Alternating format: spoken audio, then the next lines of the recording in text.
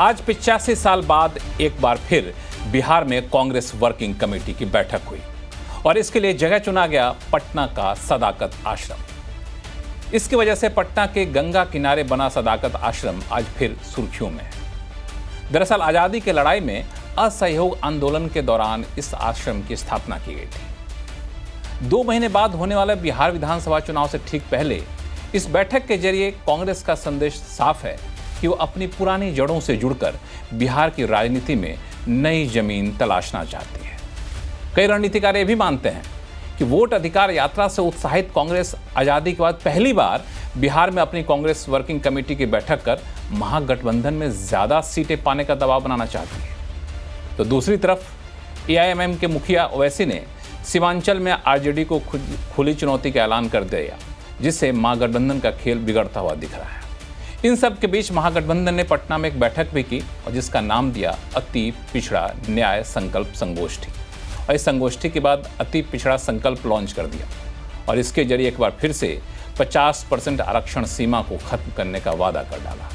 ये वही अति पिछड़ा वर्ग है जिसका झुकाव एनडीए की तरफ बिहार में ज्यादा माना जाता रहा है। तो तेजी से बदलते घटनाक्रम बिहार की राजनीति के लिए क्या संकेत दे रहे हैं? आवाज अड्डा में करेंगे इसी पर खास चर्चा। नमस्कार, मैं हूं लक्ष्मण राय और चर्चा में शामिल होने वाले अपने मेहमानों से आपका परिचय कराऊं इससे पहले एक रिपोर्ट देख लीजिए। हम जाति जनगणना करवाना चाहते हैं क्योंकि हम दूध का दूध पानी का पानी करवाना चाहते हैं।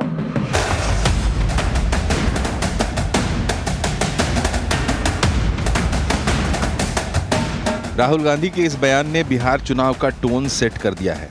राहुल ने जाति जनगणना और आरक्षण का वादा करते हुए साफ कर दिया है कि विपक्षी गठबंधन की चुनावी धुरी इस बार भी जाति और आरक्षण के इर्द गिर्द ही रहने वाली है। कांग्रेस के पहले संकल्प पत्र यानी मैनिफेस्टो में ईबीसी आरक्षण की सीमा बढ़ाने का साफ वादा किया गया है कि इस देश में दलितों की, अति पिछड़ों की कितनी आबादी है, माइनॉरिटीज की, आदिवासियों की, गरीब जनरल कास्ट की कितनी आबादी है, पूरे देश को पता लगना चाहिए। लाखों के तादाद में नौकरियां मिल रही है, नुकसान किसको हो रहा है? क्योंकि जो हम लोगों ने महागठबंधन ने जो आरक्षण बढ़ाया उसका लाभ भी किसी को नहीं मिल रहा। नीतीश जी हाईजैक हो रखे, उनको पता ही नहीं चल रहा क्या है, अचेत अवस्था में।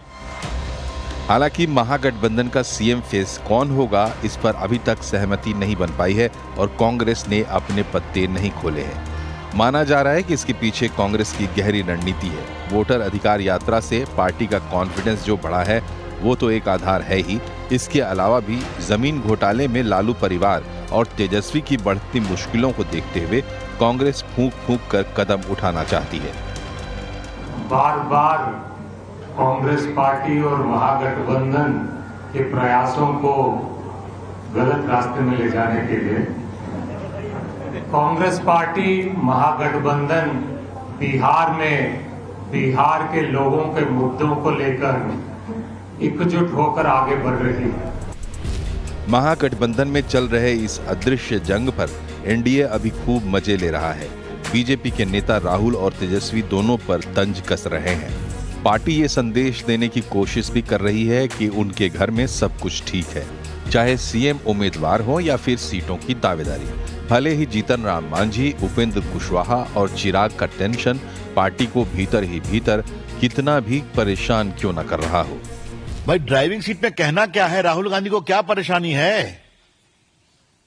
आपने तेजस्वी को क्यों नहीं मुख्यमंत्री का डिक्लेयर किया? इतना घूमे आप और आगे सीट पर आप थे, आपने दिखाया भी। देखिए, कांग्रेस पार्टी का एक स्वभाव जान लीजिए। कांग्रेस पार्टी बिना ड्राइविंग सीट पे रह नहीं सकती है। अभी तक बिहार चुनाव की तारीखें नहीं आई हैं, लेकिन पूरा बिहार चुनावमय हो चुका है। ऐसे में बड़ा सवाल है कि बिहार में अब की बार किसकी नैया पार होगी। खेल में प्रशांत किशोर एक नए खिलाड़ी हैं, जो आरजेडी और बीजेपी दोनों पर हमलावर हैं। जब तक बिहार के लोग नेताओं के बच्चों के लिए वोट देते रहेंगे, तब तक नेताओं के बच्चे बढ़ते रहेंगे। जन स्वराज 3 साल से यही कह रहा है कि जिस दिन आप अपने बच्चों के लिए वोट दोगे तब आपके बच्चों की स्थिति सुधरेगी। नहीं तो कभी लालू जी के बच्चे का जीवन सुधरेगा, कभी अमित शाह के बच्चों का जीवन सुधरेगा। बिहार बीजेपी में भी अंदरूनी कलह बढ़ रही है, चाहे वो आरके सिंह जैसे नेता के बयान हो या फिर अभी तक आधिकारिक रूप से एनडीए में सीट शेयरिंग में हो रही देरी का मुद्दा। लेकिन अभी तो बदलाव के लिए चुनाव लड़ने की बात कर रही कांग्रेस और आरजेडी पर ही सबकी निगाहें टिकी हैं कि आखिर सीएम का चेहरा महागठबंधन क्यों फाइनल नहीं कर पा रहा है और क्या इस देरी का खमियाजा चुनाव में महागठबंधन को हो सकता है। तो ऐसे कई सारे सवाल हैं जिनका जवाब ढूंढने की हम कोशिश करेंगे। हमारे साथ हैं बीजेपी के प्रवक्ता धनंजय गिरी साहब, जेडीयू के प्रवक्ता नवल शर्मा साहब कुछ ही देर में जुड़ेंगे, कांग्रेस की प्रवक्ता प्रियंका गुप्ता जी हैं और आरजेडी की प्रवक्ता कंचना यादव जी भी हैं और साथ में राजनीतिक विश्लेषक सज्जन कुमार सिंह साहब हमारे साथ जुड़ चुके हैं। आप सही मेहमानों का बहुत बहुत धन्यवाद हमारे शो में जुड़ने के लिए, स्वागत है। शुरुआत में धनंजय गिरी साहब आपसे मैं करना चाहूँगा, बिहार के बारे में कहा जाता है कि वहाँ पे जाति जो है बहुत गहरी पैठ बना के रखता है और ख़ास तौर से जब चुनाव का मामला आता है तो ऐसे में अति पिछड़ा संगोष्ठी करना, संकल्प जारी करना और आरक्षण को फिर से आरक्षण का मुद्दा उछालना कितनी चिंता की बात है भाजपा के लिए? नहीं लक्ष्मण जी, ये तो वाली बात हुई ना कि आप हमारी पीछ पे आए। भारतीय जनता पार्टी एनडीए की सरकार जब से बिहार में है, आप देखेंगे नीतीश जी ने अति पिछड़ों को पहली बार स्ट्रेंथन किया। पंचायत में, पंचायत स्तर पर, लोकल बॉडीज में जो आरक्षण दिया, जो स्ट्रेंथन किया, जिस तरह को समाज के अंतिम पायदान पर खड़े हुए आदमी को ताकत दी। बाबा साहब डॉक्टर भीमराव अम्बेडकर के सपने को जब एनडीए ने बिहार में साकार वहां भी स्थानीय निकाय में भी आरक्षण की सीमा हम बढ़ा देंगे। देखिए, बात लफाजी करना और उसको जीवंत करना, प्राणवंत करना, बाबा साहब की तस्वीर लेकर के चलना और बाबा साहब को जीना, दोनों दो बात है। संविधान की किताब हाथ में रखना और संविधान को हृदय में बसाना, दोनों दो बात है। जो लोग बाबा साहब को चुनावी धांधली करके, देश का पहला चुनावी धांधली करके 74,000 वोट को इनवैलिड करके आ रहा है, वो बाबा साहब की तस्वीर लेकर के आज चल रहे हैं। हम बाबा साहब की विचारों को लेकर के चल रहे हैं। हम वैचारिक बल से चलने वाले राजनीतिक, नीतीश कुमार जी ने उसको चरितार्थ किया, जमीन पर उतारा। एनडीए की सरकार प्रो इनकम्बेंसी क्यों है? 20 सालों से जब नीतीश जी और हमारे साथ एनडीए की सरकार है, राजनीति में नीतीश जी और नरेंद्र मोदी के आने के बाद से एक प्रो इनकम्बेंसी फैक्टर चल रहा है। आप देखेंगे कि एंटी इनकम्बेंसी की राजनीति में, आप इतने वरिष्ठ पत्रकार हैं, देखेंगे एंटी इनकम्बेंसी की बातें होती है, लेकिन आज प्रो इनकम्बेंसी की बातें लगातार हो रही। क्यों हो रही? क्योंकि समाज के अंतिम पायदान पर खड़े हुए व्यक्ति की जो परिकल्पना है उसको साकार एनडीए ने किया है, इसलिए समाज का अब स्ट्रेंथन किया जा रहा है। आप तमाम इकोनॉमी के सुधार को देख लीजिए या समाज के अंतिम पायदान पर खड़े हुए व्यक्ति को जो ताकत दी गई उसको देख लीजिए। हर स्तर पर जिस तरह से स्ट्रेंथन किया गया है, या जो उनके रोजगार की बिहार में बात की गई, 12 लाख सरकारी रोजगार, 38 लाख रोजगार के अवसर, 50 लाख पिछले 5 साल में, अगले 5 साल में 1 करोड़ का लक्ष्य जो निर्धारित किया गया है, तो ये लफाजी है। सामाजिक न्याय जपना और सारा माल अपना, पारिवारिक आय, सामाजिक न्याय के नाम पर पारिवारिक आय जो बढ़ाई गई, ये जनता से कोई छुपा हुआ नहीं है। भाई, कांग्रेस पार्टी 5 पीढ़ियों से एक परिवार की पांवपोछ है और आरजेडी तो एक परिवार के लिए है ना, कि लालू की ललटेन या लालटेन, इसी की चिंता है और उससे बाहर समाज का कोई भला करने की कोई बात हो नहीं सकती। आप सामाजिक न्याय की बात करेंगे लेकिन पारिवारिक आय, बिहार के लोग जानना चाहते हैं कि जौना लालू के घरे खर ना रहे वो खरबपत्ती कैसे बह गई, वो लालू यादव आज खरबपत्ती कैसे हो गए? और जब जिसका सरबराही 4 मामलों में सीबीआई कोर्ट से सजा याफ्ता हूं, मैंने कह रहा हूं, ये कोर्ट कह रही है और ये कोर्ट का ये सारे केसेस भी उसी समय हुए जब ये लोग खुद सरकार में थे, केंद्र में भी कांग्रेस की पार्टी की सरकार थी। तो ये जो आप लफाजी कर रहे हैं वो बिहार की जनता, प्रदेश की जनता, देश की जनता सब देख रही है और सब जान रही है। और कांग्रेस की बात क्या करें, राजनीति की रेस से कांग्रेस बाहर है। अभी आप कह रहे थे बिहार में पंजे की ढीली होती पकड़ को बचाने के लिए कांग्रेस पार्टी वहां पर सीडब्ल्यूसी की अपनी मीटिंग कर रही है, लेकिन बिहार कांग्रेस कोई फैक्टर नहीं है। और आप देख लीजिए सबसे बड़ा दिक्कत क्या है, इस अलायंस में, इस अलायंस में कांग्रेस का जवाब ले लेते हैं, फिर अलायंस पे बातचीत करेंगे। शो अभी 1 घंटे तक है, चिंता ना करें। प्रियंका गुप्ता जी, देखिए, कहीं आग लगी है तो धुआं तो उठेगा ही, वही धुआं उठ रहा है। देखिए, अब इनके हाथ में सब कुछ था, तब इन्होंने कुछ नहीं किया। जब इनके पास अवसर था कि ये आरक्षण को लागू कर देते तो ये लागू नहीं कर पाए, उसको ठंडे बस्ते में डाल रखा है जो 65% अप्रूव्ड है। अब हुआ क्या? अब राहुल गांधी जी जो है और पूरा महागठबंधन मिलके अति पिछड़ा न्याय संकल्प पत्र लेकर आ गया। ये संकल्प पूरी तरीके से इनके गले में नीचे नहीं उतर रहा। अब हकीकत क्या है, इस संकल्प में जो है जो अति पिछड़ा है उसको उसका जो हक है वो अब मिलने जा रहा है, तो इन्हीं के पेट में दर्द हो रहा है। अब पंचायत और निकाय में जो 20% आरक्षण था वो बढ़कर 30% हो जाएगा। दूसरी चीज, एक बहुत इंपॉर्टेंट चीज है, जिनके पास घर नहीं है, जो अति पिछड़ा है और अनुसूचित है, उनको शहरी क्षेत्र में 3 डिसमल जमीन फ्री दी जाएगी और जो ग्रामीण क्षेत्र है उसमें 5 डिसमल जमीन फ्री दी जाएगी। अब भारतीय जनता पार्टी से पूछिए तो ये क्या करते हैं, ये सिर्फ एक व्यक्ति को जमीन देते हैं, वो है अडानी, उसको 1 रुपए में ये 1000 एकड़ बांट देते हैं। और कांग्रेस पार्टी क्या करेगी, वो गरीबों को उनका हक देगी, जिनके पास घर नहीं है उनको फ्री में रहने के लिए जमीन देगी। दूसरी चीज अब बताइए, लेकिन एक चीज प्रियंका जी, आपने आरक्षण की बात की, मुझे ये बताइए कि आरक्षण आप अपने स्तर पे मान लीजिए बिहार में सरकार थोड़ी देर के लिए मान भी लेते हैं कि कांग्रेस की सरकार बिहार में बन जाती है, तो आप आरक्षण की सीमा आप कैसे बढ़ा सकती हैं स्टेट गवर्नमेंट होकर के? देखिए, सबसे बड़ी चीज है कि नवी सूची में डालने के लिए क्या नीतीश कुमार जी वहां पर गए कि नहीं?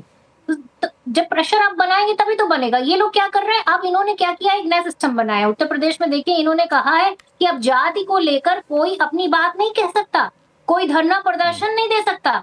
ये सिर्फ और सिर्फ जो पिछड़े हैं, अति पिछड़ा है, दलित है, उसकी आवाज को दबाने और उसके साथ नाइंसाफी करने का एक नया तरीका निकाला। अब करा क्या, धनंजय गिरी साहब कुछ बोलना चाहते हैं, धनंजय गिरी साहब को जोड़ना चाहते हैं, धनंजय गिरी साहब, धनंजय गिरी साहब। नहीं, धनंजय गिरी क्या बोलेंगे? ये तो वो लोग हैं जो जाति और धर्म इनकाउंटर करते हैं उत्तर प्रदेश में। ये वो लोग हैं जो जाति और धर्म देके नौकरियां बांटते हैं। आप कोऑपरेटिव बैंक की नौकरी देख लीजिए उठा के, 55% उसमें किस जाति के लोगों को पढ़ रखा, और यहाँ आके कह रहे हैं कि प्रियंका जी एक मिनट बीजेपी के का भी जवाब ले लेते हैं। आपने चूंकि आरोप लगाया, बीजेपी का जवाब ले लेते हैं, फिर मैं जवाब लाए, मैं तो मेरी बात के पास जाऊंगा, बाकी मेहमानों के पास जाऊंगा। हाँ लक्ष्मण जी, वो स्वभाव का हिस्सा है, लक्ष्मण जी वो स्वभाव का हिस्सा है। आप एंकर होंगे तो होंगे, कांग्रेस को जब मौका मिलेगा बोलती रहेगी। कांग्रेस को लगता है कि उसका, मुझे आज पता चला, आरक्षण का मुद्दा अगर कांग्रेस नहीं उठाती ना तो आप कभी नहीं सुनते। ये जो बोलने पे मजबूर हुए हैं कि आरक्षण जो है जातिगत जनगणना कराएंगे, ये किस लिए मजबूर हुए? ये राहुल गांधी जी की वजह से मजबूर हुए, और कांग्रेस बोलना बंद नहीं करेगी, ध्यान रखिएगा। आप कहिए अपनी बात। लक्ष्मण जी, मुझे आज पता चला कि एक नई नवेली पार्टी, अलबजब अलबेली पार्टी, इसका नाम है कांग्रेस पार्टी। कभी सत्ता में रही नहीं क्या? काका कालेलकर की रिपोर्ट को ठंडे बस्ते में किसने डाला? काका कालेलकर की रिपोर्ट को ठंडे बस्ते में किसने डाला? बीपी मंडल की रिपोर्ट को ठंडे बस्ते में किसने डाला? 1 घंटा 40 मिनट का राजीव गांधी ने किसके खिलाफ भाषण दिया? राजीव गांधी ने आरक्षण के खिलाफ पार्लियामेंट में राजीव गांधी का जीवन का सबसे लंबा 1 घंटा 45 मिनट का भाषण जो आरक्षण के खिलाफ दिया। और आज बात कर रहे हैं मक्कारी की भी एक सीमा होती है, मक्कारी की भी एक सीमा होती है, मक्कारी की भी एक सीमा होती है, मक्कारी की भी एक सीमा है, मक्कारी की भी एक सीमा है। लक्ष्मण जी, ठीक है, ऐसा करते जरा आप अपने बाकी 3 मेहमानों को जोड़ लेता हूं, आप दोनों लोग शांत हो जाइए। कंचना यादव जी, मेरा सवाल आपसे ये है कि अभी घोषणा पत्र का ऐलान नहीं किया, अभी कांग्रेस वर्किंग कमेटी की बैठक हुई, उसके बाद बैठक किया गया, और बैठक में पहला जो लक्ष्य रखा गया, टारगेट रखा गया, वह अति पिछड़ा वर्ग को लेकर के। और कहा यह जाता है कि अति पिछड़ा वर्ग जो है ज़्यादातर एनडीए की तरफ ज़्यादा झुकाव होता है। अलग अलग सर्वे में ये बातें सामने निकल कर आई हैं। तो आप लोगों का ये जो अति पिछड़ा संकल्प है, ये कितना कारगर हो पाएगा? क्योंकि इसमें कुछ ऐसी नई बातें तो है नहीं, ये अलग अलग चुनाव में कांग्रेस ने भी उठाया, लेकिन वहाँ पर दाव चला नहीं। देखिए लक्ष्मण जी, सबसे पहले तो मैं धनंजय गिरी जी को जवाब देना चाहूंगी। मैं कुछ पोर्शन उनका सुन पाई थी, और कर्पूरी ठाकुर जी जब बिहार में वो 1978 में सबसे पहले अति पिछड़ों को, ओबीसी को 8% और ईबीसी को 12% आरक्षण दिए हुए थे, तो यही लोग थे, जनसंघ वाले ही थे जो कि सरकार गिराया, और कर्पूरी जी को बहुत गंदी गंदी गालियां दी कि ये आरक्षण कहाँ से आई। धनंजय गिरी जी, ये आरक्षण कहाँ से आई, और उसके बाद का बात मैं नहीं बोलूंगी। तो आप यह भी देख लीजिए कि जब 1990 में हमारी सरकार बनती है, लालू जी आते हैं, तो 12% ईबीसी का आरक्षण बढ़ा के 14% करते हैं, और जब राबड़ी जी आती है तो बाद में वो 2000 में उसको बढ़ाकर फिर वो 18% करती हैं। और इस बीच में नीतीश जी के पूरे टाइमलाइन पे ये वाला आरक्षण है, इसको नहीं बढ़ाया गया था। ये बढ़ा तब जब हमारी 17 महीने की सरकार आई तब। और उसको लटकाने वाला कौन है? उसको लटकाने वाला कोई और नहीं बल्कि भारतीय जनता पार्टी और जदयू है। दोनों का चाल चरित्र और चेहरा एक ही है। तो आप ये ओबीसी की बात ये क्यों करेंगे? अरे कोई बताइए, मतलब ये बीजेपी वाले बात करेंगे? आज तक मंडल कमीशन की जितनी सिफारिशें हैं उसमें से 2 लागू हुई हैं, और 1 लागू हुई है हमारी सरकार वीपी सिंह जी की सरकार में, और 1 यूपीए की सरकार में। इनसे हम पूछना चाह रहे हैं कि आज तक इन्होंने ओबीसी, एससी, एसटी के लिए इन्होंने कितना आरक्षण लागू किया, किन राज्यों में किया या केंद्र में किया है? इन्होंने कुछ नहीं किया। हमने आरक्षण लागू किया 65% बिहार में, इन्होंने रोक दिया। कैसे? कोर्ट के माध्यम से। अभी हम सुप्रीम कोर्ट में लड़ रहे हैं। और झारखंड में हमारी जो सरकार है महागठबंधन की, जिसमें आरजेडी भी पार्ट है, पिछले सरकार में हमने 14% से बढ़ाकर ओबीसी का आरक्षण 27% किया था। और कुंडली मार के पता है कौन बैठा? गवर्नर उस पर कुंडली मार कर बैठ गया। और गवर्नर किसके भेजे हुए थे ये मुझे बताने की जरूरत नहीं है कि गवर्नर किसके इशारों पर काम करते हैं। तो बीजेपी क्या की है ओबीसी के लिए यह बता दे। सिर्फ प्रधानमंत्री कि मैं ओबीसी हूँ, मैं ओबीसी हूँ, यह बताने के लिए धनंजय गिरी साहब बता दीजिए। धनंजय गिरी साहब बता दीजिए। आरजेडी तो एक प्रदेश में सरकार रही है और ओबीसी के नाम पर एक परिवार से बाहर एक राजनीतिक दल को जाने का कभी मौका नहीं दिया। लालू जी के बाद तेजस्वी जी बनेंगे, तेजस्वी के बाद तेज प्रताप मीसा भारती के बाद उनकी बहना, ये इनके काम है। हमारे सब सरकार बनती है तो हम नवल शर्मा साहब भी जुड़ गए, उनको भी मैं शो में लाऊंगा। इसके बाद लक्ष्मण जी, इसके बाद आप देखिए कर्पूरी ठाकुर जी जब ये लागू करते हैं इस विषय को, तब हम उनके साथ वित्त मंत्री होते हैं हमारे पार्टी के नेता, और हम लोग साथ में होते हैं। और नीतीश जी ने जो अति पिछड़ों को जो आरक्षण दिया, समाज के अंतिम पैदान पर खड़े व्यक्ति को, जो निकायों में, स्थानीय निकायों में, तब हमारी एनडीए की सरकार थी। एक काम इन लोगों ने, कर्पूरी ठाकुर को लालू जी ने कपटी ठाकुर कहा था, कई जगह लिखा हुआ है, और कर्पूरी ठाकुर को हमने भारत रत्न दिया। भारत रत्न से सम्मानित करने वाले हम लोग, इसीलिए कर्पूरी ठाकुर की विरासत भी हमारे ही साथ चल रही है, हमारे राजनीतिक दल के साथ चल रही है कर्पूरी ठाकुर की। और इसलिए इनका क्या है, बिहार में एक बहुत पहले एक डाकू हुआ, उसका नाम था उंगली मार, उस सरकारी रिकॉर्ड में उसका नाम था अहिंसक। उसी तरह से बिहार में एक परिवार हुआ जिसने नाम दिया सामाजिक न्याय, और उसने सामाजिक न्याय के नाम पर दूसरों की जमीन, मकान, घर द्वार, पशुओं का चारा, तमाम लोगों की प्रॉपर्टियां गले में लटकाए फिर रहे हैं। आय से अधिक संपत्ति के मामले चल रहे हैं। विषय क्या है? बिहार यूपी में 11 मुख्यमंत्री कांग्रेस के पीरियड में बने। अभी बहना बहुत चिंता कर रही थी ओबीसी की, एक उसमें से एक ओबीसी नहीं था। हमें यूपी में मौका मिला, हमने ओबीसी को बनाया। बिहार जब मध्य प्रदेश में मौका मिला, लोध को बनाया, यादव को बनाया, तब किरार जाति को बनाया। बिहार में जब मौका मिला 2 डिप्टी सीएम बनाने का, सुशील मोदी रहे, उसके बाद तमाम तरह के हमने लगातार हर जाति वर्ग मजहब संप्रदाय के लोगों को स्ट्रेंथन करने का काम अगर किया है। प्रधानमंत्री नरेंद्र मोदी के शब्दों में कहें कि सबका साथ, सबका विकास, सबका विश्वास, सबका प्रयास की परिकल्पना को अगर नवल शर्मा साहब के पास जाऊंगा। एक मिनट, कंचना जी कुछ बोलना चाहते, जवाब देना चाहती हैं। कंचना प्लीज।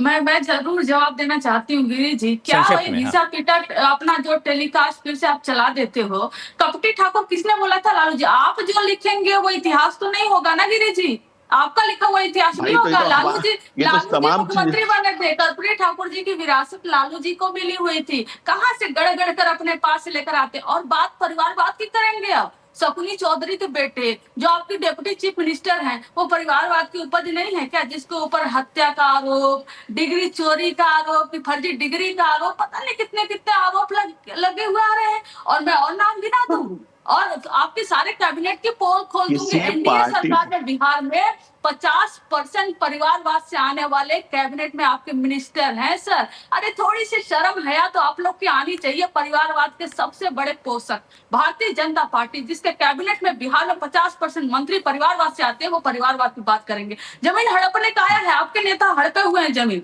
जाइए उनको बचा लीजिए, केस होगा, लेकिन ईडी सीबीआई नहीं भेजिएगा उनके पास, है ना? धनंजय गिरी साहब आपसे जवाब लूंगा इस पे। मैं जरा नवल शर्मा साहब को इस डिबेट में शामिल करना चाहूंगा। नवल साहब, आप थोड़ा सा देर से जुड़ पाए।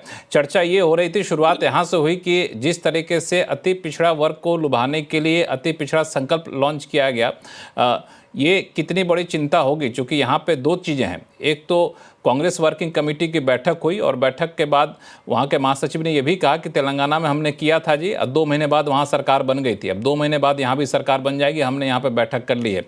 और बैठक के बाद अति पिछड़ा वर्ग के लिए संकल्प पत्र जारी करना। जी लक्ष्मण जी, सबसे पहले देर से जुड़ने के लिए मैं क्षमा प्रार्थी हूँ।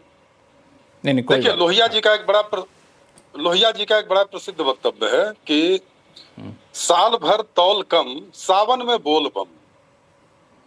साल भर तौल कम और सावन में बोल बम।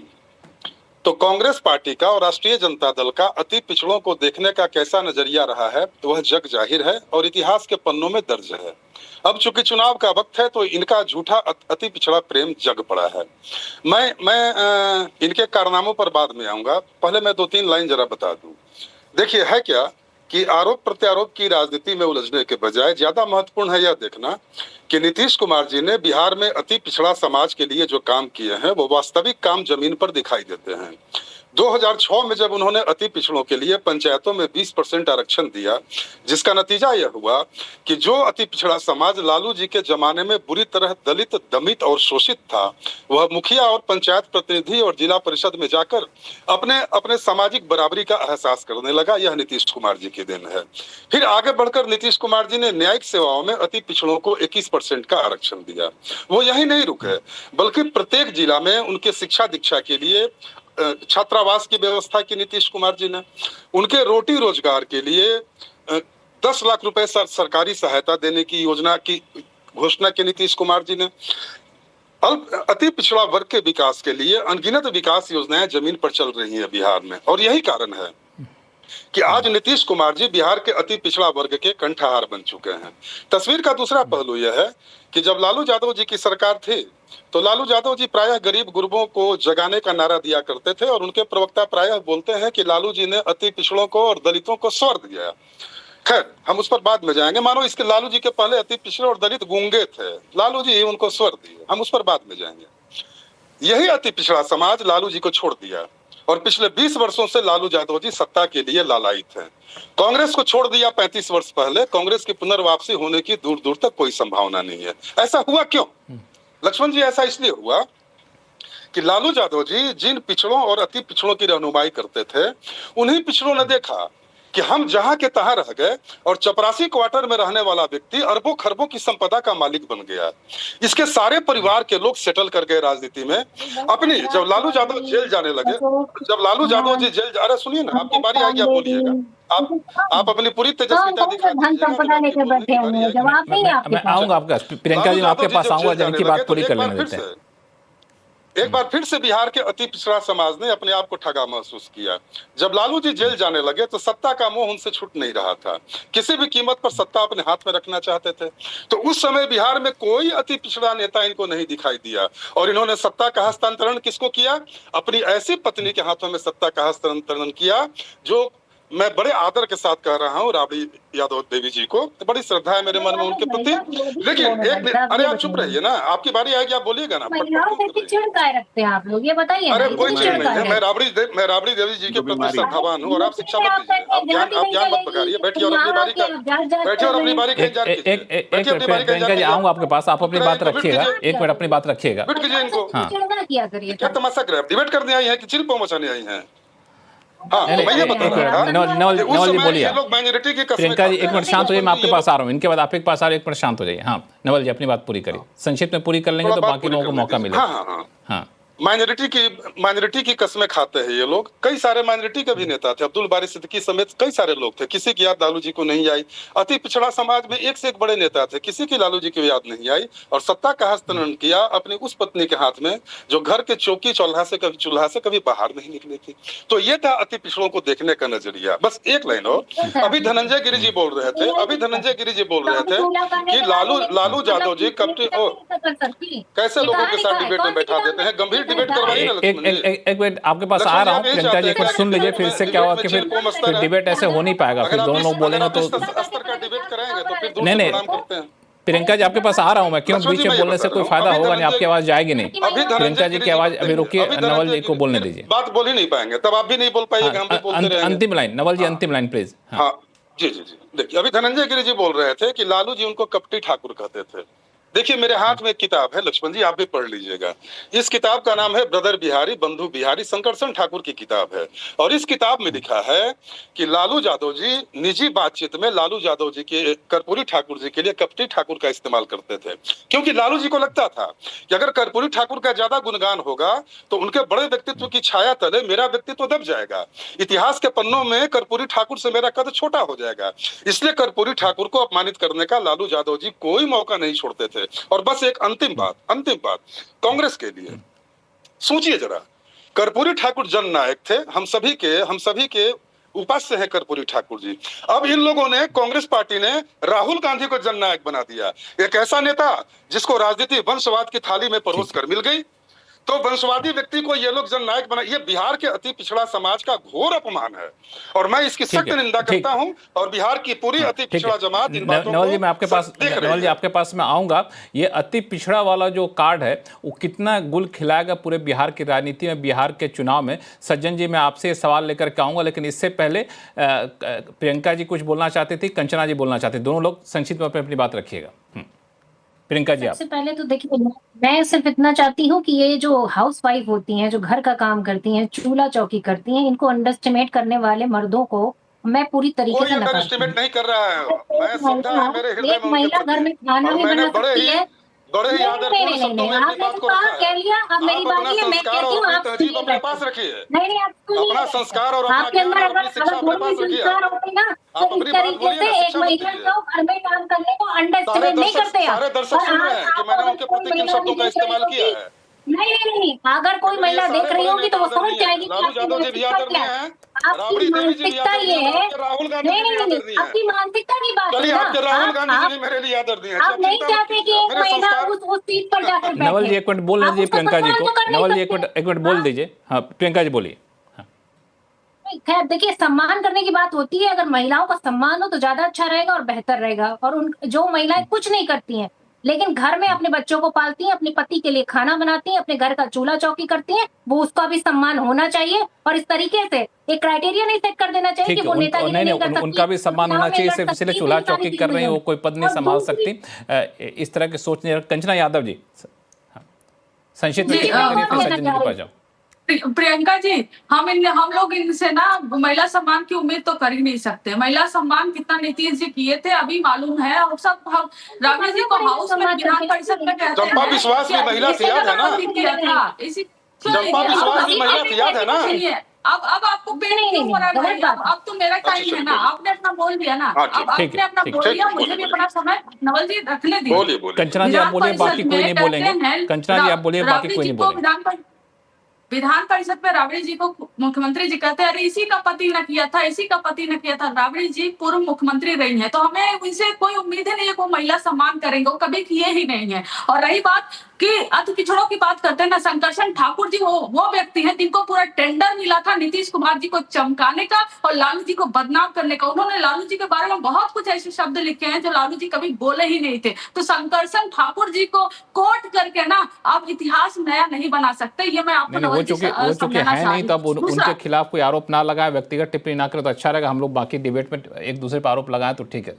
हाँ बोलिए। नहीं, आरोप कौन लगा? वो कोर्ट किए तो हम बता दिए। ब्रदर बिहारी में क्या लिखा है, क्या हम नहीं पढ़े हैं क्या? और उन्होंने कितने आर्टिकल लिखे हुए, क्या क्या नहीं चला, हमको भी पूरा इतिहास मालूम है, उस पर हम नहीं जाना चाहते। लेकिन बात ईबीसी का है तो ईबीसी पर भी यह बता देती हूँ, कभी ईबीसी के एक पत्रकार को आपके जो दवा चोर जीवेश मिश्रा है ना, जो आपका मंत्री है, इतना मारा, सिर्फ उसने यह पूछ लिया था वो पत्रकार कि आप में सड़कें यहाँ क्यों नहीं बनी। लेकिन आप लोग सामने निकल कर नहीं है। तेजस्वी वो गए पत्रकार गए एफआईआर करवाने, एफआईआर तक भी लिखने से मना कर दिया गया। जब तेजस्वी जी खुद लेकर गए एफआईआर लिखवाए तब एफआईआर लिखा गया। तो आप ईबीसी के कितने बड़े संरक्षक है वो दिख गया। वोट बैंक की राजनीति में आप चाहे जो कर लीजिए, और खासकर बीजेपी का तो कोई योगदान ही नहीं रहा है। ओबीसी के लिए, एबीसी के लिए, एससी के लिए, एसटी के लिए, ये तो खास वो टंकर बस चले आती है जदयू के साथ। लेकिन अभी नीतीश जी की जो हालात है, वो चाहे ईबीसी पर अत्याचार हो, चाहे दलित पर अत्याचार हो, चाहे अल्पसंख्यक पे हो, नीतीश कुमार जी बिल्कुल अपने होश में नहीं है कि उस पर कोई एक्शन ले सके, कोई कार्रवाई कर सके।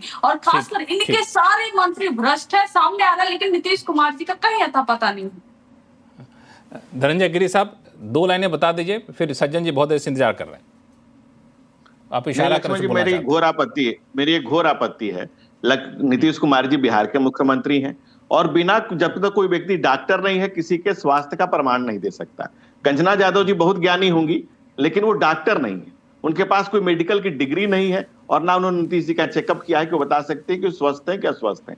आज ही रोज नीतीश कुमार जनता के बीच में जा रहे हैं और विभिन्न तरह की परियोजनाओं का इलाज कर उद्घाटन उस पे आऊंगा, कौन कितना मानसिक रूप से स्वस्थ है ये सबको जानता है। लेकिन दूसरी बात उस पर अलग से विश्लेषण करेंगे, हम लोग इसी शो में करेंगे। सज्जन कुमार सिंह साहब, चूंकि शो की शुरुआत इससे हुई थी कि अति पिछड़ा वर्ग, चूंकि बिहार की राजनीति में आप भी जानते हैं, आप भी काफी गहराई से विश्लेषण करते रहते हैं, ये जातिगत चीजें काफी ज्यादा मायने रखती हैं। ये कार्ड जो खेला गया है ये कितना अहम रोल निभाएगा? नहीं, देखिए लक्ष्मण जी, ये जो अति पिछड़ा का विमर्श है ये काफी पहले से 90 के दशक के बाद से नीतीश कुमार जब समता पार्टी में थे तब से उन्होंने कर्पूरी ठाकुर के आधार को साधने की कोशिश की थी। बाद में आप देखेंगे कि 2020 के चुनाव में राजद ने भी ये एक्सपेरिमेंट किया जब तमाम चुनाव परिणाम में ये बात सामने आने लगे कि पिछड़ा और जो अति पिछड़ा है उनमें एक विसंगति है, तो टिकट देने को लेके हुआ था। अब कांग्रेस पार्टी इस बार गठबंधन की तरफ से जब ये अति पिछड़ा का एक नैरेटिव सेट कर रही है, तो एक हमें ये देखना है कि ये जो अति पिछड़ा का विमर्श है ये कर्पूरी ठाकुर के मॉडल से थोड़ा अलग है। अलग इस कारण से है कि आप देखें कि उन्होंने ये कहा कि अति पिछड़ा को पहला तो उन्हें 50% की आरक्षण की सीमा को तोड़ा जाएगा, तो ये तमिलनाडु मॉडल को भी आप ला रहे हैं जो कर्पूरी मॉडल से अलग है, मंडल जो सिफारिश है उससे भी अलग है। दूसरा, इसमें यह भी कहा गया कि जो भू आवंटन किया जाएगा अति पिछड़ों को, अब भू आवंटन की बात आप तब कर रहे हैं जब बिहार में जमीन के सर्वे और तमाम दस्तावेज, खाता, खेसरा, इन सब चीजों को लेके जमीन पे लोग जो हैं उसमें लगे पड़े हैं। तो ये थोड़ी वामपंथी वाली बात भी है, क्योंकि चाहे लालू जी हो चाहे नीतीश कुमार हो, लैंड रिफॉर्म को लेके इन दोनों नेताओं ने थोड़ी सी सावधानी दिखाई, क्योंकि लैंड का मामला बड़ा, जमीन का मामला संवेदनशील हो जाता है। क्योंकि आप कौन सा जमीन देंगे?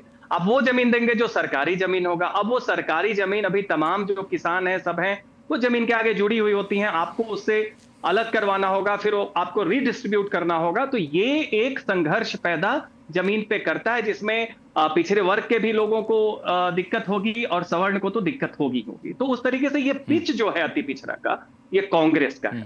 एक बात आप जरूर में ध्यान में रखिए कि कांग्रेस पार्टी आजादी के बाद से अभी तक वो एक्सट्रीम्स की पार्टी रही है। एक्सट्रीम्स का मतलब खासकर उत्तर भारत में, उसमें सवर्ण, नीचे में दलित और उसके अलावे जो अल्पसंख्यक हैं। पिछड़ों का जो बड़ा हिस्सा है खासकर वो समाजवादी पार्टी, चाहे लोहिया के हो चाहे अलग अलग बाद में पार्टी बनी, लोक दल हो, तमाम दल हो, उनके साथ गई, जनता दल के साथ गई। कांग्रेस की जमीन जो थी उसके विरोध में पिछड़ा वर्ग का लामबंद हुआ। तो ये कांग्रेस की अपनी एक स्वाभाविक नहीं है। अब कांग्रेस जब इसकी बात कर रही है तो आप एक जरूर ध्यान दीजिए कि इसमें एक तरफ तो वो बीजेपी और नीतीश कुमार के कंफर्ट जोन को क्वेश्चन करने की कोशिश कर रही है, लेकिन चूंकि ये उनकी स्वाभाविक पिच नहीं है, इसका मतलब साफ है कि इमीडिएटली तात्कालिक रूप से इसका कांग्रेस को लाभ नहीं होगा। तो कांग्रेस कहीं लॉन्ग टर्म पॉलिटिक्स जरूर कर रही है नैरेटिव की।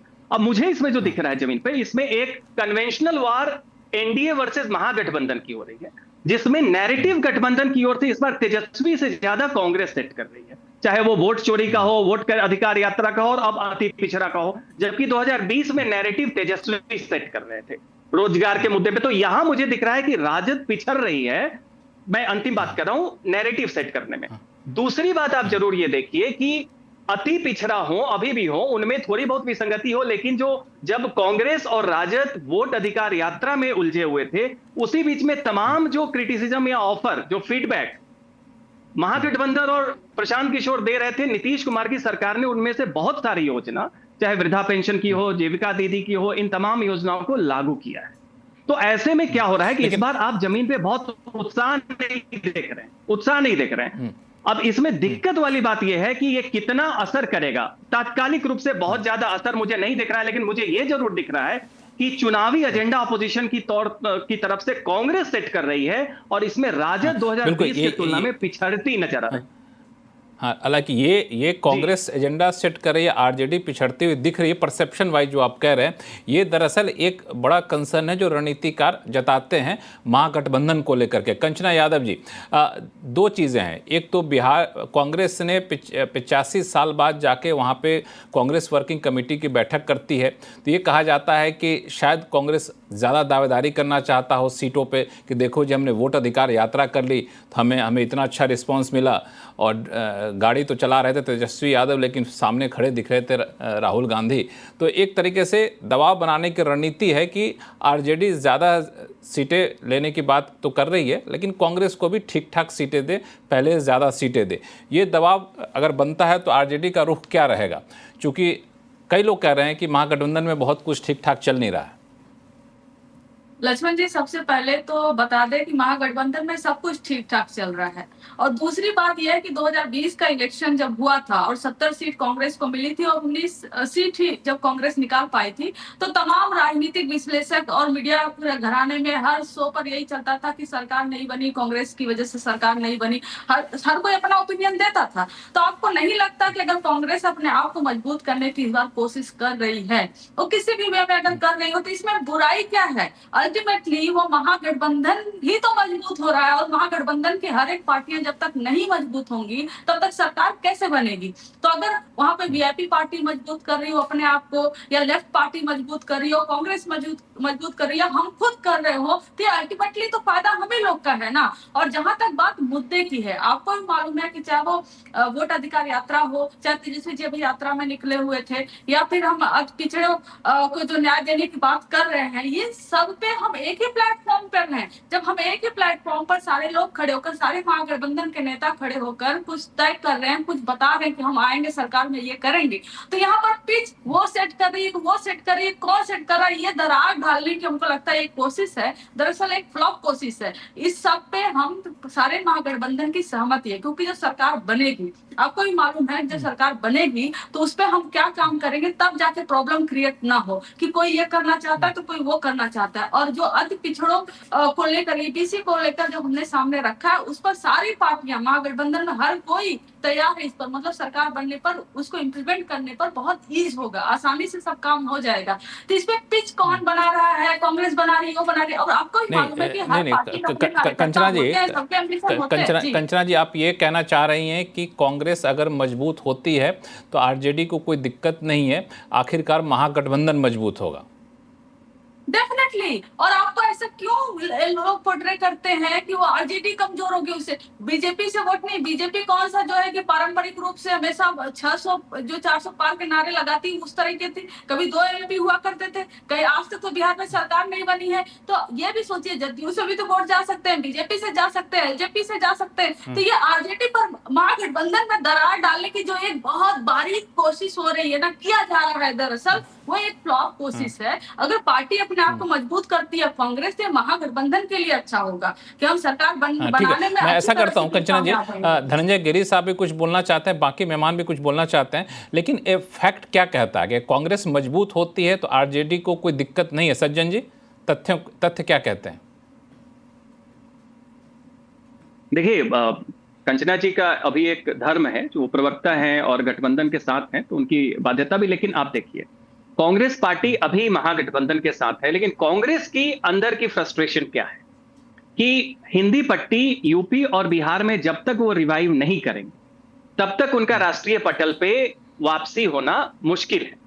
उसके लिए उन्हें अपनी पारंपरिक वोट जो है, उसमें सबसे बड़ा वोट क्या है, वो अल्पसंख्यकों का वोट है, वो अभी राजद के पास। यही स्थिति आप देखिए, दिल्ली में भी केजरीवाल के साथ कांग्रेस की फ्रस्ट्रेशन थी, लोकसभा साथ में लड़े।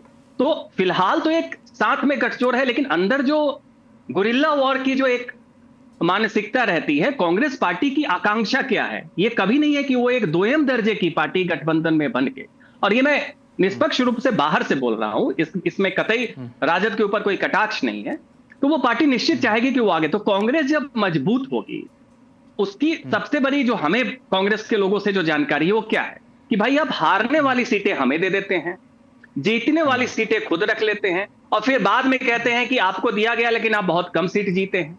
तो इस बार सबसे पहला तो कांग्रेस का असर्शन नैरेटिव का है। दूसरा असर्शन है कि सीट की संख्या जो भी हो उसमें मजबूती से जो जीतने वाली सीटें है उसका भी बंटवारा जरा अनुपात में करें। इस कारण दो से चीजें आपने बहुत कहा, सारी सीटों पे दो टकराव। चीजें आपने जी, सज्जन जी ने कहा कि एक जो वोट है वह अगर कांग्रेस मजबूत होती है तो आरजेडी का जो वोट है पिछड़ा वर्ग उसी को ये लेती है, तो आरजेडी कमजोर होती है। और दूसरा कांग्रेस की रणनीति है कि हम जीतने वाले सीट पे दावा करें।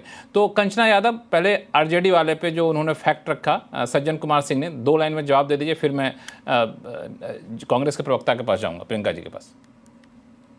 मैं उस पर ऑलरेडी लक्ष्मण जी जवाब दे चुकी हूँ कि अगर बहुत आसान है ब्लेम कर देना। मुझे लग रहा है कि पिछले कुछ सालों से कि आसानी से कांग्रेस को, महागठबंधन को ऐसे ब्लेम किया जाता है और आसान है, लेकिन हकीकत भी है तो है ना कि बिहार में अगर जितनी सीट कांग्रेस को मिलती है और वो तभी सफलतापूर्वक निकाल पाएगी जब उसके कैडर बढ़ेंगे और जब कांग्रेस पार्टी खुद में मजबूत आप होगी। दे देती हैं कमजोर वाली सीट, जो जीतने वाली सीट होती है वो नहीं देती हैं। नहीं, देखिए ऐसा नहीं होता, ऐसा बिल्कुल नहीं होता। कहने वाले अपना अपना इंटरप्रिटेशन करते हैं, लेकिन जब सीटें तय होती है तो ये देखकर तय होती है कि कौन कहां पर जीत पाएगा, ये देखकर तय होती है, विजिबिलिटी के आधार पर तय होती है। तो ऐसा नहीं होता। प्रियंका गुप्ता जी, इस बार क्या रणनीति रहेगी आप लोगों की? कि अभी यहाँ पर जो है बीजेपी के प्रवक्ता कह रहे थे कि कांग्रेस पार्टी ने दलितों को कभी चेहरा नहीं बनाया, तो मैं सबसे पहले तो कहना चाहूंगी हमारे जो राष्ट्रीय अध्यक्ष हैं आदरणीय मल्लिकार्जुन खड़गे जी, वो भी दलित से ही आते हैं, और इसके साथ में जो हमारे अभी प्रदेश अध्यक्ष हैं राजेश राम जी, वो भी दलित हैं, और ये चौथे दलित नेता हैं यहाँ पर जो प्रदेश अध्यक्ष बनाए गए। इससे पहले भी यहाँ पर मुंगेरी लाल जी थे, घूमर लाल जी थे, अशोक चौधरी जी थे, जो यहाँ पर एक दलित चेहरे के रूप में रहे। तो कांग्रेस पार्टी हमेशा से सम्मान करती चली आई। और रही बात यहाँ पर कांग्रेस पार्टी अपने आप को इसलिए यहाँ पर पूरी तरीके से बिहार की धरती से वोट चोरी का मुद्दा उठाकर उन्होंने सबसे पहले तो संविधान की रक्षा का जो है संकल्प लिया है। दूसरी चीज क्या है कि इस देश की जनता को मैं सवाल ये पूछना चाह रहा था कि क्या इस बार आप लोग सीट शेयरिंग को लेकर के ज्यादा दबाव बनाएंगी, उन सीटों पर दावेदारी ज्यादा करेंगी जहां पे जीतने के चांसेस ज्यादा होते हैं, आपको वैसे सीटें पकड़ा दी जाती हैं जहां हारने की संभावना ज्यादा रहती है, क्या सही है? लक्ष्मण जी देखिए, मैं समझती हूँ कि ये जीत हार के बाद ही तय होता है कि सीटें अच्छी थी या खराब थी। तो अभी तो हम इस बात को तय नहीं कर सकते, कोई भी सीट बुरी नहीं होती। लेकिन हाँ, जिस तरीके से अभी राहुल गांधी जी ने वोट अधिकार की बात की है, तो वोट अधिकार जो होता है वो अधिकार होगा तभी तो हम सीट जीतेंगे। आप देखिए जिन जिन सीटों की राहुल गांधी जी ने बात की थी वहां किस तरीके से वोट चोरी की जा रही है। तो सबसे बड़ा मुद्दा ये है कि सबसे पहले वोट चोरी रोकी जाए, उसके बाद जिस तरीके से यहाँ पर पिछड़ा, दलित, अति पिछड़ा, इन लोगों का हक मारा जा रहा, उनके हक की बात की जाए, यहाँ पर पलायन रोकने की बात की जाए, यहाँ महिलाओं को बराबरी से देखने की बात की जाए, यहाँ पर उद्योग धंधे लगाए जाए ताकि यहाँ का नौजवान जो है बाहर जाके 10 से 15,000 की नौकरी समझ गया। और जिस तरीके से भारतीय जनता पार्टी घुटनों पर है, आज कैश फॉर वोट बांट रही है, उससे साफ जाहिर होता है कि भारतीय जनता पार्टी डरी हुई है। और सिर्फ यही, आज आरक्षण के मुद्दे पे बुरी तरीके से फेल है, यह पलायन के मुद्दे पे भी फेल है, यहाँ पर जिस तरीके से लोगों को जो अपराध बढ़ रहे हैं उस मुद्दे पे पूरी तरीके से फेल है। अडानी जी को जमीन देने में इनके पास जमीन आ जाएगी, पर अगर किसी गरीब ऐसा करते हैं, इस चर्चा को हम लोग आगे जारी रखेंगे। एक छोटा सा ब्रेक लेते हैं, ब्रेक के बाद आएंगे तो नवल शर्मा जी के पास जाएंगे और पूछेंगे, जो बार बार ये सवाल कहा जाता है कि नीतीश कुमार बीमार हैं, नीतीश कुमार को हाईजैक कर लिया गया है, आज भी तेजस्वी यादव ने कहा, इन आरोपों में कितना दम है और इसका असर आपको दिखेगा? इस सवाल का जवाब लेके आऊँगा, लेकिन लौटता हूँ छोटे से ब्रेक के बाद, कहीं जाइएगा नहीं। ब्रेक के बाद आपका फिर से आपका स्वागत। हम लोग चर्चा कर रहे हैं बिहार की राजनीति के ऊपर और शुरुआत करते हैं नवल शर्मा साहब आपसे कि समय समय पे विपक्षी पार्टियां, खासतौर से तेजस्वी यादव या दूसरे महागठबंधन के नेता इस बात को लेकर हमेशा हमला करते हैं कि नीतीश कुमार अब सत्ता संभालने लायक नहीं है, कभी कहते हैं नीतीश कुमार जी को हाईजैक कर लिया गया है। तो ऐसा लगता है कि पूरे एनडीए की एक कमज़ोर कड़ी है या कमज़ोर नस है जिसको बार बार दबाने की कोशिश की जा रही है और चुनाव जैसे जैसे नज़दीक आएगा इसको और ज़्यादा तूल पकड़ा जा सकता है। तो इसका क्या काट है आप लोगों के पास? नवल शर्मा साहब, ये सवाल ही बड़ा अद्भुत है। देखिए, नीतीश कुमार जी के स्वास्थ्य को लेकर वही चर्चा कर रहे हैं जो खुद मानसिक अस्वस्थता के शिकार हैं और मानसिक लाचारी के शिकार हैं। नीतीश कुमार जी के स्वास्थ्य को लेकर वो लोग चर्चा कर रहे हैं जो सामान्य नहीं असामान्य हैं, जिन्हें मनुष्यों का भोजन नहीं बल्कि चारा भोजन ज्यादा पसंद है। ऐसे लोग नीतीश कुमार जी के स्वास्थ्य पर सवाल खड़ा कर रहे हैं, जबकि बिहार की जनता देख रही है कि नीतीश कुमार जी प्रतिदिन कितनी मुस्तैदी से विकास कार्यों का रोज रोज निरीक्षण कर रहे हैं। कड़ाके की ठंड में भी नीतीश कुमार जी प्रगति यात्रा का संचालन कर रहे हैं। प्रतिदिन नीतीश कुमार जी की दिनचर्या बिहार की जनता के सामने है। तो ये झूठा नैरेटिव बनाने से काम नहीं चलेगा। देखिए समस्या कहाँ छिपी है लक्ष्मण जी, समस्या वहां छिपी है कि नीतीश कुमार जी ने बिहार में राजनीतिक खेल का नियम बदल दिया है। अब अगर आपको बिहार की राजनीति करनी है तो माई समीकरण और बाप समीकरण को छोड़ना पड़ेगा और विकास के पिच पर आना पड़ेगा। अब वो दौर बीत गया जब लाओ टिकली बांटो, सिंदूर बांटो, केस नहलाओ, ये अभियान चला के और गरीबों को धोखा देके अब आप बिहार पर राज नहीं कर सकते हैं। आना पड़ेगा विकास के पिच पर। और नीतीश कुमार जी का विकास पूरे बिहार में बोल रहा है और कोई अंधा व्यक्ति भी नहीं नीतीश कुमार जी के विकास को झुठला सकता है। तस्वीर का दूसरा पहलू ये ज्यादा महत्वपूर्ण है कि आखिर नीतीश कुमार जी के बारे में जो लोग अनर्गल प्रलाप कर रहे हैं उनका चरित्र क्या है। उनका चरित्र यह है कि जब भी इनकी कोई रैली होती है, इनकी बड़ी सभा होती है, इनके समर्थक वर्गों के आतताई व्यवहार से जनता आतंकित हो जाती है और पूरे बिहार में चर्चा होती है कि अगर दैव योग से, दुर्भाग्य से ये लोग सत्ता में आ गए तो शरीफों का रोड पर निकलना दुभर हो जाएगा। फिर से बिहार में वही आतंक का माहौल, फिर से बिहार में। और अभी ये दलित की बात कर रही थी, भूल गई चंपा विश्वास दलित थी और वो आईएएस की पत्नी को आप लोगों ने नहीं छोड़ा था। अभी नारी सम्मान की बात कर रही थी। 1994 में त्रिवेणीगंज में योगेंद्र नारायण सरदार आरजेडी के विधायक थे, एक दलित की बच्ची को खींचकर जीप में बैठा लिया था और पूरे 2 दिनों तक बलात्कार किया था इन लोगों ने। आपको पता है लक्ष्मण जी कि दलितों का नारा देकर इन लोगों ने बदले में क्या दिया? बदले में लक्ष्मणपुर बात है, हैबसपुर, मियापुर जैसा नरसंहार दिया। तो दलितों के खून से पाटकर सामाजिक न्याय की इमारत खड़ा करने वाले लोग, दलितों के खून से पाटकर सामाजिक न्याय की झूठी खेती करने वाले लोग आज दलितों के और अति पिछड़ों के हित ऐसे बने हुए हैं। अगर आप इतने ही हितैषी थे तो आपने पूरे शासनकाल में दलितों और पिछड़ों को आरक्षण देकर पंचायत चुनाव क्यों नहीं कराया? आपने पंचायती चुनाव में दलितों और पिछड़ों को आरक्षण क्यों नहीं दिया? नीतीश कुमार, बस अंतिम मेरी बात खत्म नहीं हुई। अरे मेरी बात खत्म नहीं हुई। आप नीतीश जी के आने का इंतजार कर रहे थे, नीतीश कुमार जी के आने का इंतजार कर रहे थे कि नीतीश जी आएंगे तो दलितों और पिछड़ों को आरक्षण देंगे। तो दलितों और पिछड़ों का जहां तक सवाल है, नीतीश कुमार जी की जो भी योजनाएं हैं, नीतीश कुमार जी की जो भी योजनाएं हैं वो सर्व समावेशी योजनाएं हैं। उनसे समाज का प्रत्येक वर्ग लाभान्वित हो रहा है और यही कारण है कि समाज के किसी वर्ग पर इनका रंग अब नहीं चढ़ रहा है। नीतीश कुमार का रंग पूरे बिहार में सर चढ़कर बोल रहा है। और अब लालू यादव, बस अंतिम लाइन, लालटेन लक्ष्मण जी, लालटेन एक चुकी हुई राजनीतिक शैली का प्रतीक बन गया है। अब वह फिर से बिहार में उसको लोग अपनाने वाले नहीं हैं। आप अपनी बौद्धिक प्रतिभा का चाहे जो भी अपव्यय करना हो, लालू यादव जी के कर्मों को ढकने के लिए आप जो भी अपनी बौद्धिक प्रतिभा का अपव्यय करें, उससे जनता पर कोई प्रभाव नहीं पड़ने वाला है, क्योंकि लोग देख रहे हैं कि एक ईमानदार नीतीश कुमार है और एक ऐसा, बस अंतिम लाइन, एक अंतिम लाइन, एक और नीतीश कुमार है और एक और ऐसा परिवार है जिसकी पूरी दिनचर्या सीबीआई और ईडी के दरवाजे पर मत्था टेकते हुए बीत रही है। पूरा बिहार देख रहा है कि पूरा परिवार घोटाले का आरोपी है। कंचना यादव जी, फिर मैं आपके पास आऊंगा। आलीशान संपत्तियां खड़ी की बिहार में। ठीक, अब शांत हो जाइए, नवल जी चुप हो जाइए, हो गया। कंचना जी प्लीज, मैं बड़ा विनम्र व्यक्ति हूं। नीतीश जी की हरकतें मुझे बताने की जरूरत नहीं है। कभी मोदी जी के पैरों गिर जाते हैं, कभी किसी मंत्री के पैरों गिर जाते हैं, कभी किसी मंत्री से गले लगने लगते हैं, कभी किसी अधिकारी से गले लगने लगते हैं, पैरों पड़ जाते हैं। हरकतें बताने की जरूरत नहीं है। और यही मोदी जी ना नवीन पटनायक जी के हाथ बस सेक कर रहा था, उनके खिलाफ पूरे हेल्थ पर इन्होंने उड़ीसा में चुनाव लड़ा था। हमें बताने की जरूरत नहीं कौन।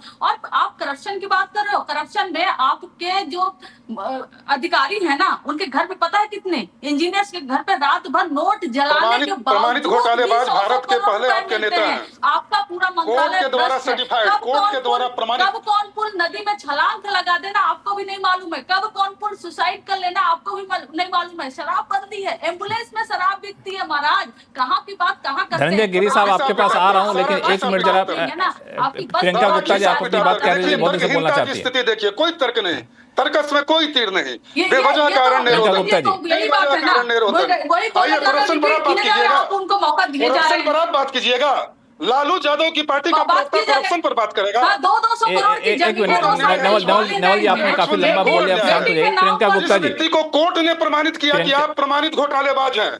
जो व्यक्ति मुखिया तक का चुनाव नहीं लड़ सकता है, जो व्यक्ति तेजस्वी यादव, नवल जी आपने काफी लंबा बोल लिया, शांत हो जाइए। प्रियंका गुप्ता जी संक्षिप्त में आप अपनी बात रखिए, फिर मैं धनंजय गिरी साहब के पास जाऊंगा। आप दोनों को शांत किया जाए। प्रियंका गुप्ता जी, सज्जन कुमार जी से इतना ही पूछना चाहती हूँ, ये 17 महीने भी नहीं निकले होंगे अपने घर से बाहर, क्योंकि इनको घर से निकलने नहीं दिया जाता था। ये 20 साल पहले भी घर से बाहर नहीं निकलते होंगे, तब भी इनको नहीं निकलने दिया जाता। इसलिए झूठ परोसना बंद करिए। आप लोग क्यों इतना झूठ बोलते हैं? आप लोग वही है ना जो आज 71,000 करोड़ का हिसाब नहीं दे पा रहे हैं, फिर भ्रष्टाचार पे बातें कर रहे हैं। अभी वॉशिंग मशीन खोल के बैठी होगी। झारखंड में 1,14,000 करोड़ का सीएजी बोला है।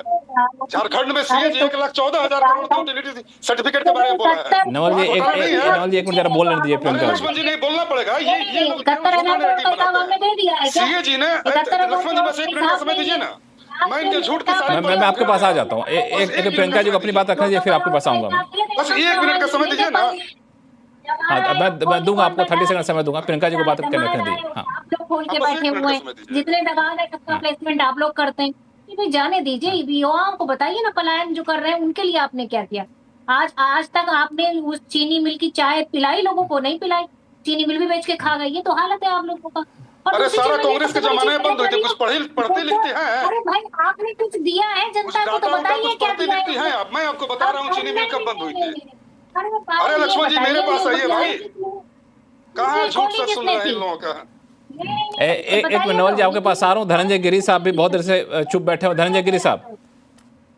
अरे लेकिन मेरा आना ज्यादा प्रासंगिक है बीच में। लक्ष्मण जी आप बात को समझिए। मैं आ रहा हूँ। आपका नवल जी आपके पास आ रहा हूँ। धनंजय गिरी साहब 1 मिनट बाद अपनी खत्म करिए। हाँ देखिए, हम लोगों ने, बहन आरजेडी की प्रवक्ता उठा रही थी कि एससी एसटी के लिए क्या किया। हम लोगों ने थोड़े थोड़े काम किए बहन। लालू जी की तरह कोई बहुत बड़ा काम तो शायद आपके नजर में जो उन्होंने एससी एसटी के नाम पर जो पूरा परिवार के लिए किया, हम लोगों ने छोटे छोटे काम किए। मरणोपरांत 1990 में डॉक्टर साहब अम्बेडकर को मरणोपरांत भारत रत्न देने का हमने समर्थन किया। तो बाबा साहब डॉक्टर अम्बेडकर के नाम पर जिसमें जन्मभूमि, शिक्षा भूमि, दीक्षा भूमि, महानिर्वाण स्थल और चैतन्य भूमि हम लोगों ने बनवाया। इसके बाद 2015 में बाबा साहब डॉक्टर भीमराव अम्बेडकर के प्रतिमा को संसद में स्थापित कराया। बाबा साहब डॉक्टर भीमराव अम्बेडकर के नाम पर हालत तो ये है कि जांच देके बंद कर रहे हैं। ये तो हालत कर रखी है आप लोगों ने। बैकग्राउंड म्यूजिक देने की आदत है आपको। बैकग्राउंड म्यूजिक देने के लिए कांग्रेस पार्टी ने रखा है क्या? प्रियंका गुप्ता जी को क्या बैकग्राउंड म्यूजिक, पीछे तबला बजाने का काम कांग्रेस पार्टी में करती है क्या साइड बाय साइड? आप ऐसे माथा दुखा देने वाला काम करने का काम करें। नवल शर्मा जी आप बीच में इंटरफेयर करना चाह रहे थे।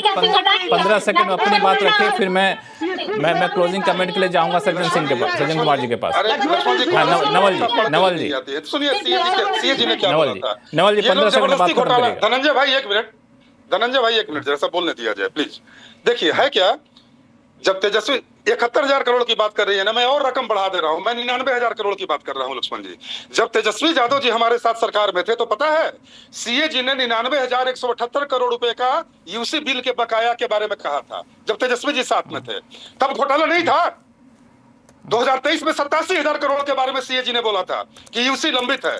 तेजस्वी साथ में थे, तब घोटाला नहीं था। और आज 71,000 करोड़ है तो घोटाला है। अरे वो यूसी सर्टिफिकेट जमा करना है, जमा हो जाएगा, ये प्रक्रिया है। और लक्ष्मण जी बगल के झारखंड के बारे में सीए जी ने बताया कि 1,14,000 करोड़ के विरुद्ध 41,000 यूटिलिटी सर्टिफिकेट पेंडिंग है। तो जाइए ना झारखंड में बोलिए कि घोटाला है। वहां तो आपकी सरकार है। शर्म नहीं आती है? शर्म नहीं आती है कि सीए जी की रिपोर्ट को घोटाला बताती है? सीए जी घोटाला बताया है? ये आरजेडी और कांग्रेस के प्रवक्ता 71,000 करोड़ का घोटाला, 71,000 करोड़ का घोटाला। अजीब स्थिति है भाई। जब तेजस्वी यादव जी साथ में थे हमारे, तब सीएजी की रिपोर्ट में कहा गया कि नहीं कहा गया? आप हमको जवाब दीजिए कि बिहार पर 99,000 घोटाले वाली बात जो है ना, घोटाले वाली बात यह है कि ये बार बार उठता रहेगा यहाँ पे। लेकिन ये जो नया जनरेशन का वोटर है ना नवल जी, उसके बारे में कहा जाता है कि वो लालू यादव वाले राज को देखा नहीं है, तो उसको बहुत ज्यादा असर पड़ेगा कि नहीं पड़ेगा? सज्जन जी 1 लाइन देना पड़ेगा, 1 लाइन और देना पड़ेगा, 1 लाइन और। घोटाला वो होता है, घोटाला बस 1 लाइन। घोटाला वो होता है जहां स्कूटर पर सांड ढोया जाता है, स्कूटर पर सांड ढोया जाता है, उसको घोटाला कहते हैं। यहाँ जो काम सज्जन जी घोटाले वाली बात जो लालू यादव की छवि इस बार वोटर के मन में रहेगी? संक्षिप्त देखिए, एक निश्चित तौर पे है कि बिहार की 58% जो आबादी है वो 25 साल से कम की आबादी है। तो ये बहुत बड़ा, लगभग आप मान के चलिए कि 60% आबादी आपकी यूथ है जो 90 के दशक के बाद जिसका जन्म हुआ है।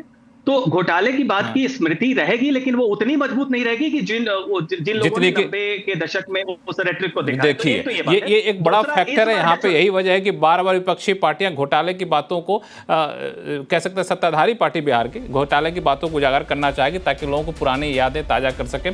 लेकिन अभी चुनाव में वक्त है, अगले महीने चुनाव की तारीखों का ऐलान होगा, उसके बाद फिर और चुनाव के रंग काफ़ी तेज होंगे, तो हम लोग चर्चा को आगे भी रखेंगे। लेकिन फिलहाल वक्त है अब चर्चा को यहीं समेटने का। आवाज़ अड्डा में फिलहाल इतना ही। आप सभी मेहमानों का बहुत बहुत धन्यवाद हमारे साथ जुड़ने के लिए। देखते रहिए CNBC आवाज़। नमस्कार।